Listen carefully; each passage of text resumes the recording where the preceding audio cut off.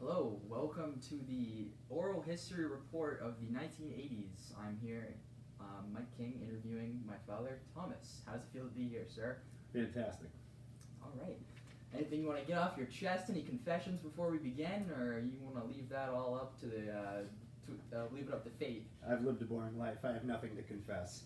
All right, you heard it here first. We will start with the very first question.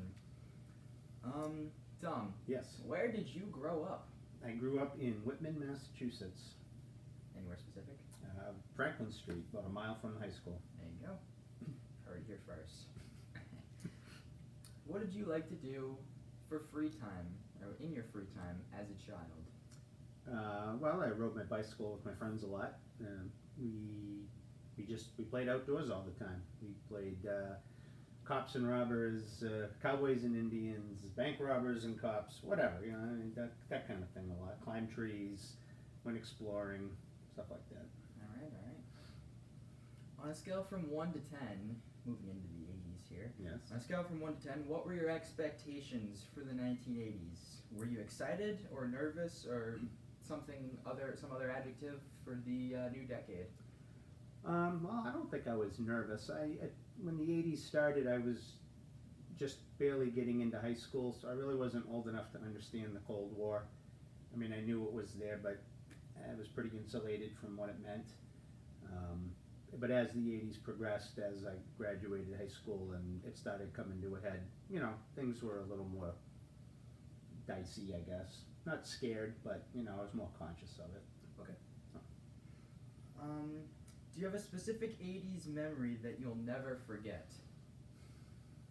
And maybe, if not just one, maybe just shout out a couple of them, to give us a little bit of a range of what we're dealing with here. Well, I'm thinking of the Challenger disaster. Okay. I remember that. I was getting ready to go to work. I was getting ready to go to work, and I was watching it. I watched it on TV. Yeah. And so the Challenger disaster, that was a big deal. So the shuttle exploding, and that was pretty scary. That had a school teacher from New Hampshire on board.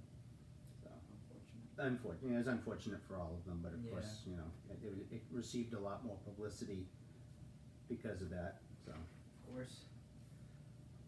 When you first heard about computers, what did you think about them? Were you skeptical or?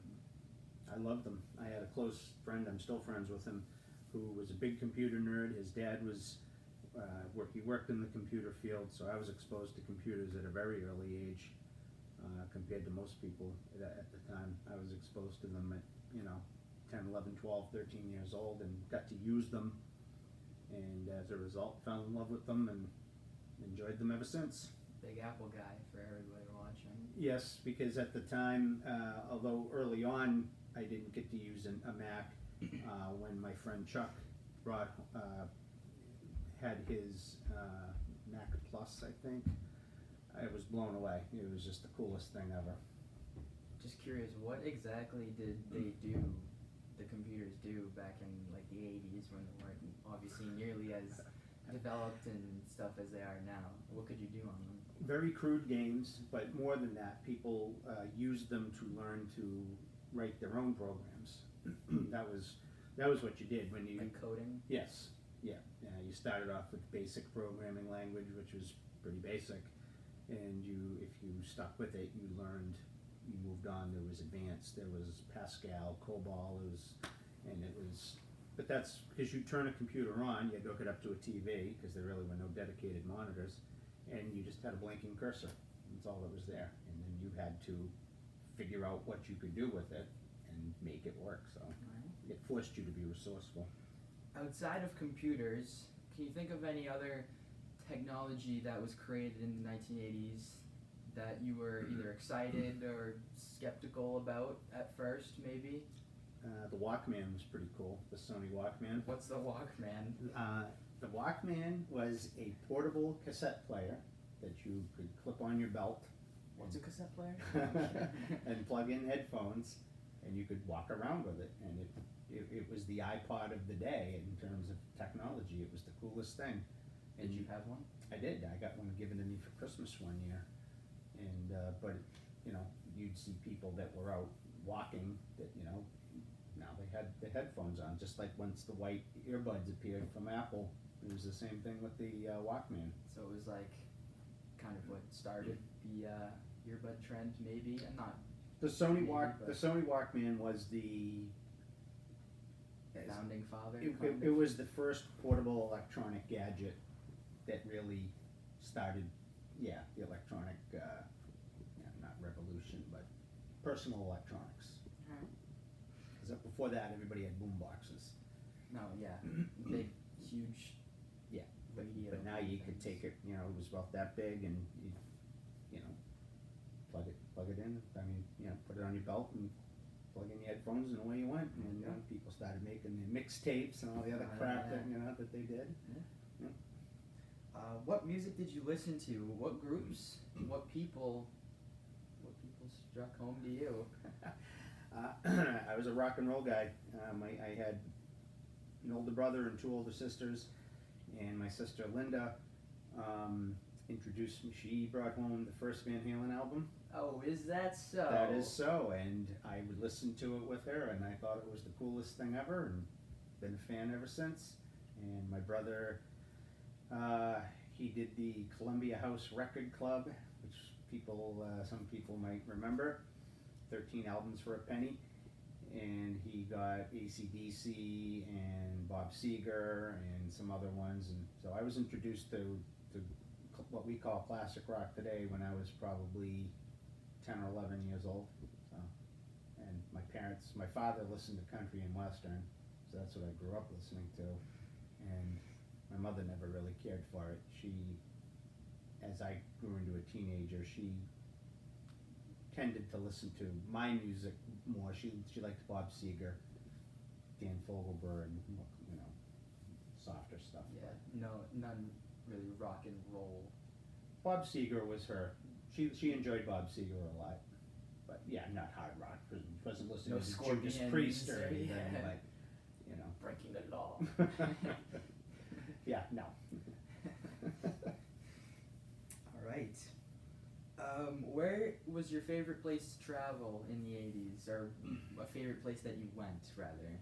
Well, we, as a family, didn't do lots of traveling for vacations. My father had his own auto repair shop. He was a one-man show, so he couldn't take a lot of time off.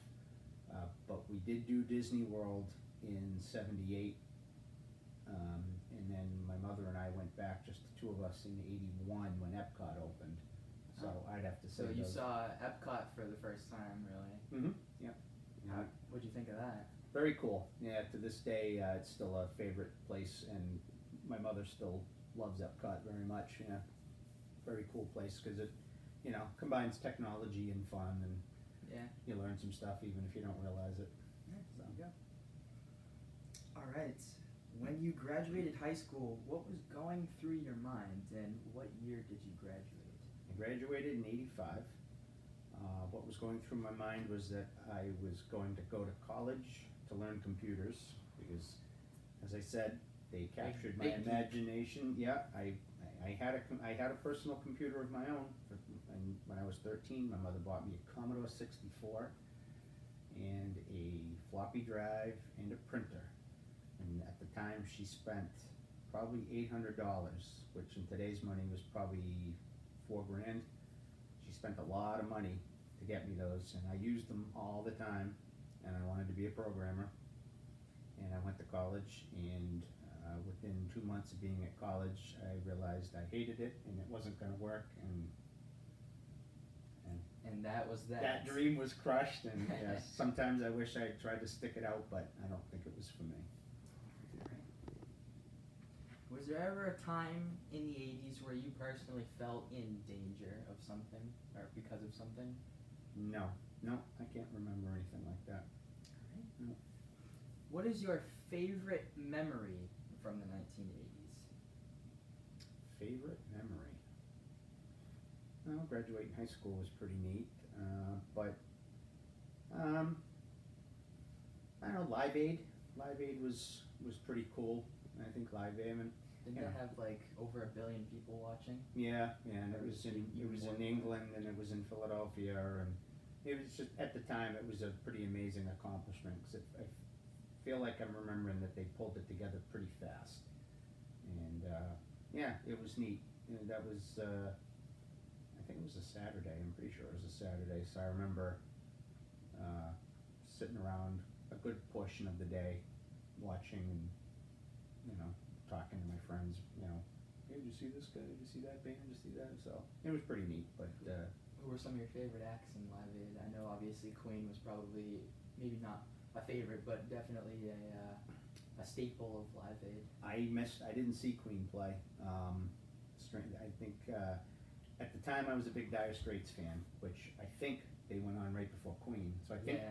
I believe what happened is I watched Dire Straits play, and then went and called somebody, I think I called a friend of mine, I can't remember who now, to talk about it, and so I never saw Queen play.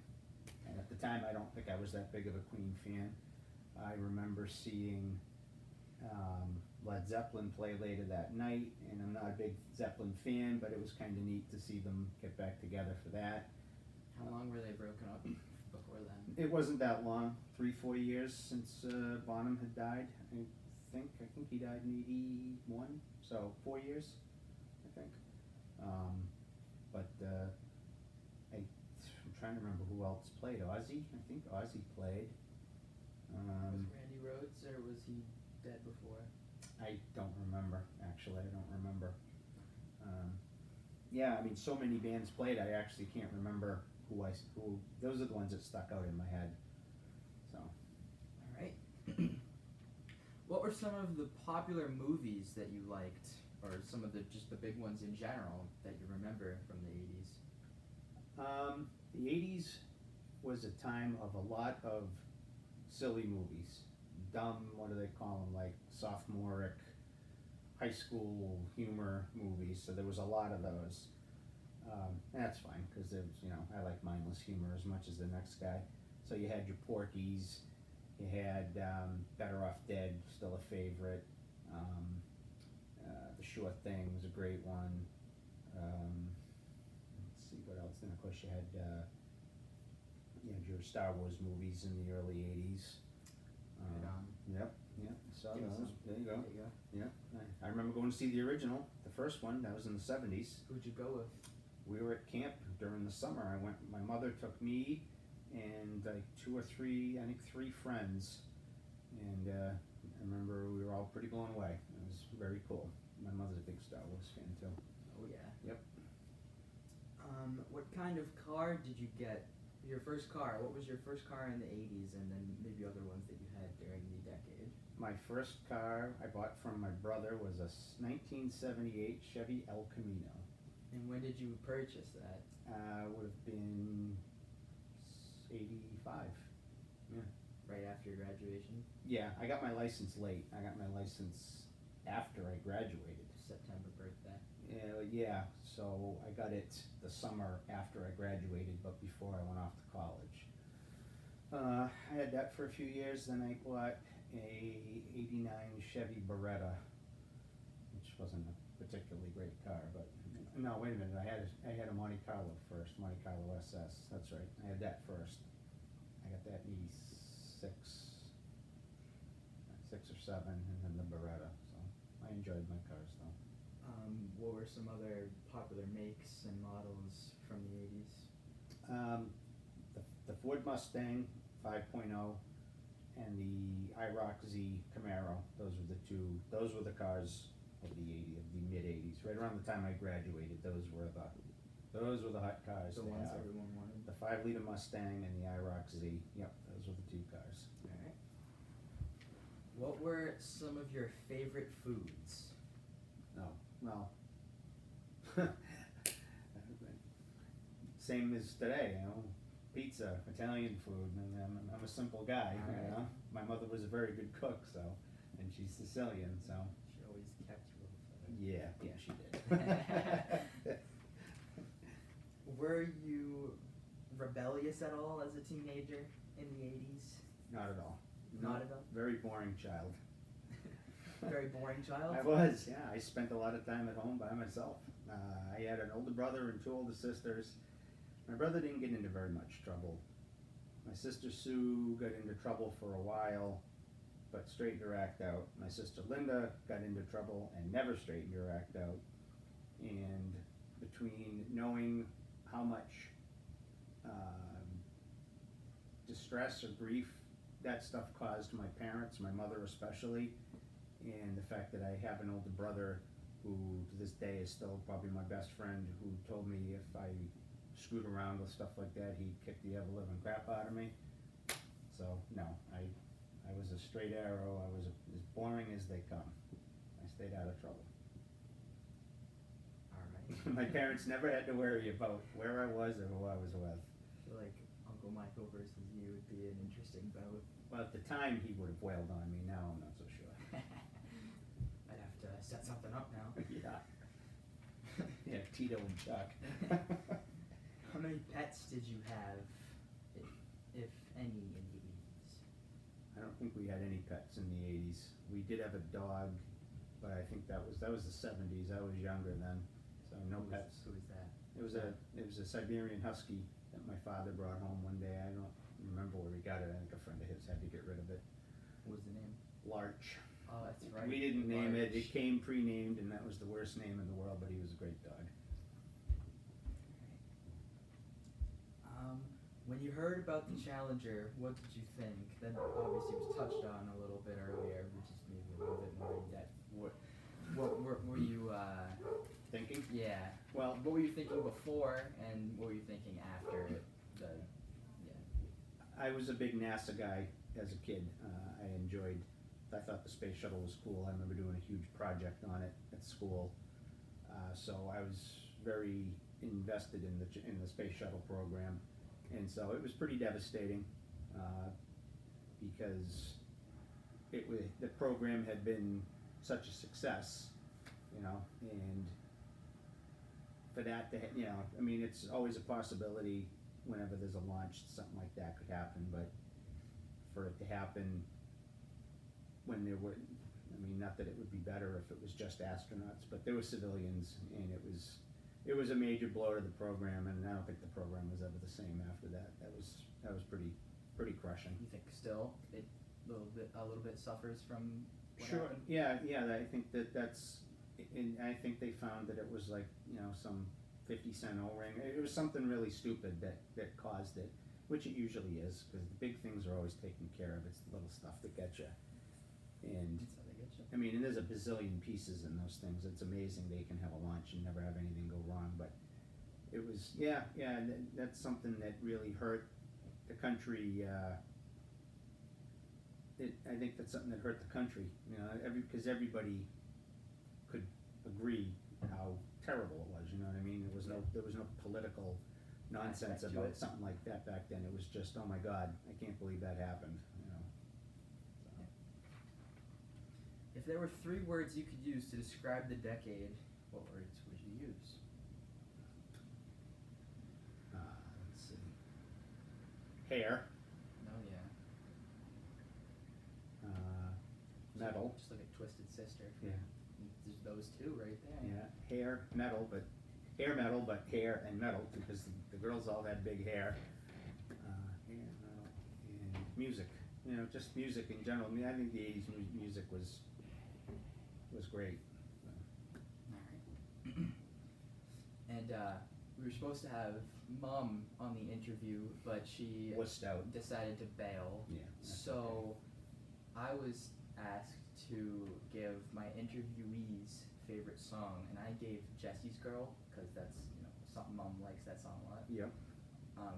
Since I had already passed that in thinking I was interviewing Mom, what was your favorite song from the 80s if you had to choose one? Oh boy. And if you can't, then just rifle off like 3 or 4 of them.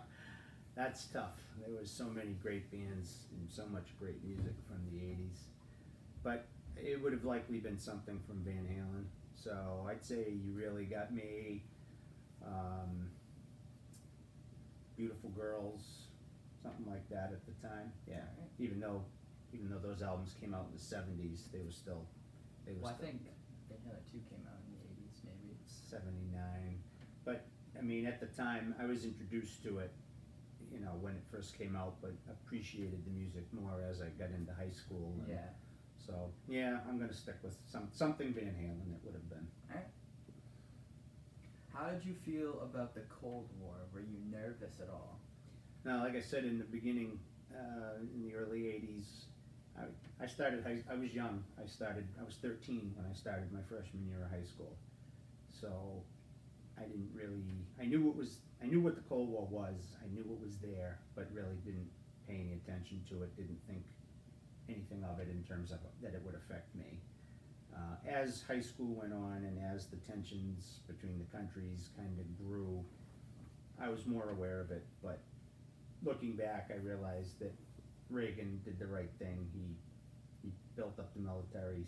Soviets couldn't keep up. It bankrupted the country, and they couldn't. You know, at that point they couldn't compete. They collapsed, and that was the end of it. So. Did you ever have to learn or watch the Bert the Turtle shelter video in school or anything? Shout out to Miss Ballion who showed us that, and I saw that in AP Euro with Mr. Dunn too. I don't recall doing anything like that. I feel like that was more of like a 60s thing because that was when really the height of the Cold War. Yeah, That's what it was. We may have done something like that in elementary school, which would have been Just in for caution. the mid '70s, but I honestly don't remember having to do like hide under your desk or any of that. Even though that really doesn't do much of anything. No, a nuclear bomb isn't going to be stopped by a school desk. So, but Alright. My final question for you.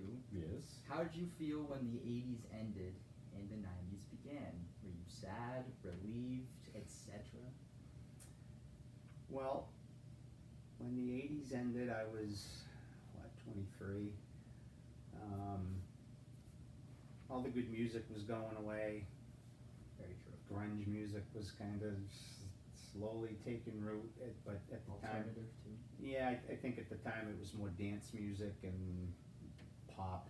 Hip hop started to become a thing too. Yeah, I mean, the rap music back then wasn't anything like what it is today. It was, but even if you didn't like it, you could listen to it.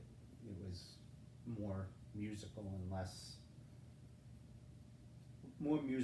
lyrical. You know what I mean? It wasn't about cramming 7,000 words into a 3-minute song.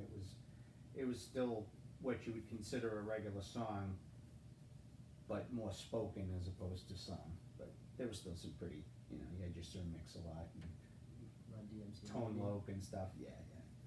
They're in the Rock and Roll Hall of Fame, aren't they? Who's that? Run DMC. Yeah, maybe. I mean, they actually had some. I think they had some pretty graphic stuff. I think They did help before. Aerosmith get back on Yes, track. they did. So I'll give them props for that. But So the music was, the good music in my opinion was going away, but at least some of the hideous styles of the '80s were going away. The parachute pants and the hair up to here, and maybe I was just jealous because I didn't have much hair at the time. But and the cars were, the cars weren't as cool. I don't think, but. You don't think so? No, those cars in the mid '80s, especially '85. I remember the 5-liter GT Mustang and the IROC Z. You saw them everywhere, and at the time those were the hot rods, because in the late '70s and early '80s the cars were garbage. The government had mandated strict emissions controls. The cars didn't make any power. They were junk. They were built poorly. They looked like crap. And then the mid '80s, they finally started to improve a little, and then the IROC Z and the Mustang came along and sort of kind of reignited the car lover stuff. So. Were you excited for, because Apple was like created in the mid '80s, right? Or 77, I think was, they were. It was starting to get big in the mid '80s, right? Well, they had their big commercial, that 1984 commercial, in early '84, when they introduced the Mac. That was their big splash at the time. So yeah, that was pretty cool. Were you excited to see what was next moving forward with Apple, maybe? Well, like I say, my friend Chuck got a Mac. He got a Mac, which those were a lot of money. I think that was about $3,000 back then. So he spent a lot of money on that thing, but it was just the coolest thing ever. It was just such a huge advancement in computers. And yeah, I fell in love with Apple from that day forward, and that's all I've ever owned since. But at the time I hadn't fallen in love with the company like I did later. Just the product. Yeah, I mean, because it was, to me, it was just the coolest thing, you know, it was just so As we're different. talking about Apple, shooting this with an iPad and my phone in my pocket, you know, Yep. it's still very relevant as, you know, the new phone's slated to come out at some point. What was going to be the iPhone 12 or something, which is crazy. Yeah, I know. That a computer has evolved into so many different advancements of technology. Yeah, I wish I'd held on to that Apple stock. Oh. Well, I think that's going to wrap up the interview today. Thank you, sir, for coming down here Thank and you for having me. answering my questions. Thanks for inviting me to my own basement. Appreciate it. I mean, you know, basement's a basement. There you go. I enjoyed it. Thank you for watching. This is Tom. I am Mike.